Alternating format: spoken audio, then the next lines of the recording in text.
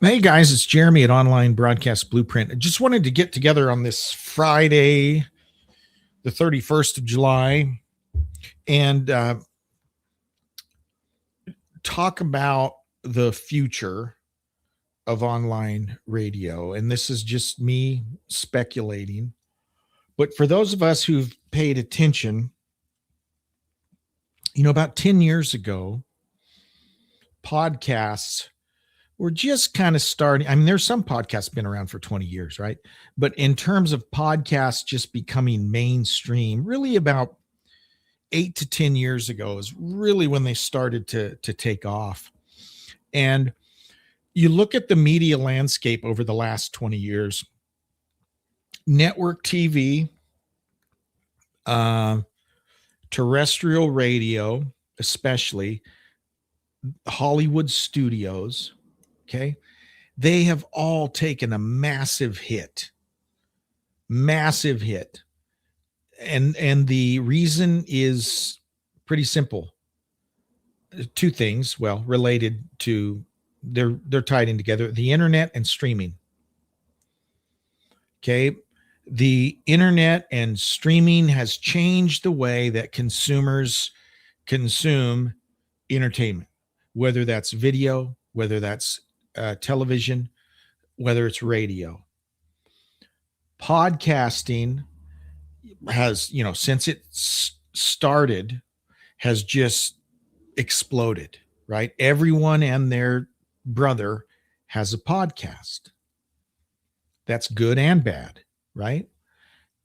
I think that we will see the same with online radio over the next few years. I think we will see that exponential growth in internet radio also. And there's writing on the wall for terrestrial radio. A few weeks ago, iHeart, who owns jillions of radio stations all across the country, laid off a lot of people.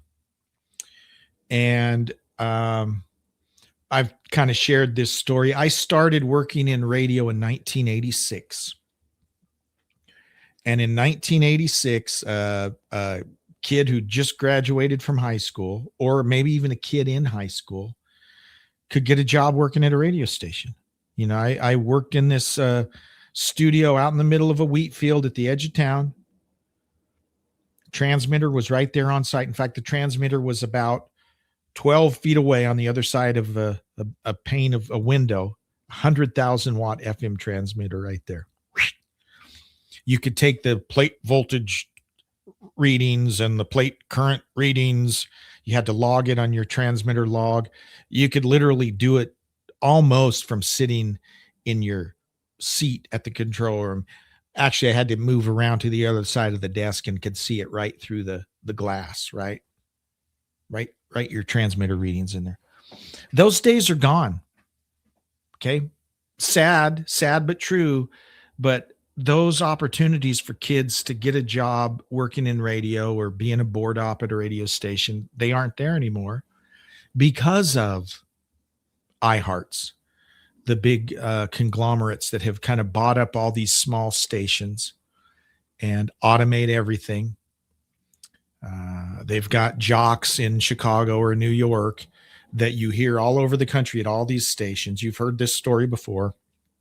I can drive across the state of Washington and hear 4 different classic rock stations, all exactly the same jocks, same everything. The only thing that's different is the call letters. Okay. It's mass production. And that is where our opportunity lies as online broadcasters. But we have to differentiate from what the mass production network radio stations are doing. If we just try and sound like them, what's the point? So how do we differentiate? How do we set ourselves up for the future? If in fact, internet radio is going to explode like I hope it does over the next few years. Now's the time, guys. Now's the time. Get ready. If you've been thinking about starting a station, start a station. and think about how you're going to give people something they can't get anywhere else. They can get an online jukebox anywhere. They can just go to Spotify and make their own, right? But think about how you can give listeners something they aren't going to get anywhere else. I always say the magic happens between the songs, right? We're all going to be playing songs, probably. Maybe you've got an idea that isn't music related. Maybe you're going to be all talk. Maybe you're going to be sports, whatever it is. You got to give them something they can't get anywhere else. Okay. And the cool thing about internet radio is anyone can do it. There are low barriers to entry. Okay. You don't have to have a $500,000, right? For a few $100, you can be off and running. It's going to cost you 50, 60, 70 bucks a month, depending on the platform you use. And if you're smart about it, you can get some sponsors to where not only are they covering the cost, but maybe you're even making a little money. And who knows, maybe the time will come that you can actually make enough money from your internet station that could become your job, that you could actually make a livable income off of it. I'm a long ways from that happening, but if there's the kind of exponential growth in internet radio that we've seen in podcasts, who knows what might happen. But I think we have a window of opportunity here as network radio continues to contract. Local radio, sadly, is almost gone. Okay.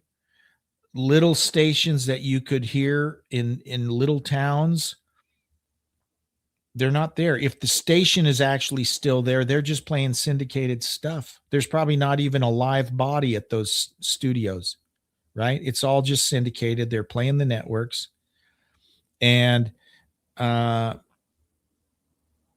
is local being covered? Are these stations covering local events? Are they being the voice of the community? Some might be, but I'm afraid a lot of them aren't. So you know how I feel about hyper-localization. I think that's the secret, right? Put your stake in the ground and you become the voice for your community. Build your social media presence. Make sure everyone in the community knows about you and they know that you're there to support the community, to talk about what's going on in the community, and all of those things. I really think it's an opportunity. I could be wrong. I don't know, but I think it's an opportunity. I think we have a chance now for those of us that are interested in internet radio to take the leap. What do you have to lose? And there's a lot of competition. Don't get me wrong, but if you're hyper localizing, there's not much competition, right? My station is in rural Montana. There isn't really another game in town. So again, pick your local area, whatever that is. And your local might not be a geographical location. It might be a niche. You're going to target a specific group of people, right? Whatever it is, pick your niche, double down, and go to town. I think there's an opportunity to do that. So what are you waiting for? If it's been a goal, if it's been a dream, if it's something you're interested in doing, there's no time like the present, because I think internet radio is just going to get more popular, going to get bigger. So if you get in before the big, huge rush like we saw in podcasts, if you get in early, right? Start to build that audience, start to learn the craft. When it does get big, you'll already be ready, right? You'll already have a foothold. Give the people what they can't get anywhere else. Okay. What are you waiting for? Okay. If this is something you've wanted to do, hop out and do it. Hey, thanks so much for your emails. I get every day I get emails from folks and I love it. My email address, radiovalleymt@gmail.com. If you have any questions or comments, I love to get those. And I like talking about this stuff, right? A few people have reached out about consulting. If you think I would be helpful helping you with that, reach out to me and let me know. We can put something together, put some calls together and talk about it. I love it. Why not? Shoot me an email, Radio Valley at radiovalleymt@gmail.com, radiovalleymt@gmail.com. Have a great weekend, everyone. We'll see you. Bye-bye.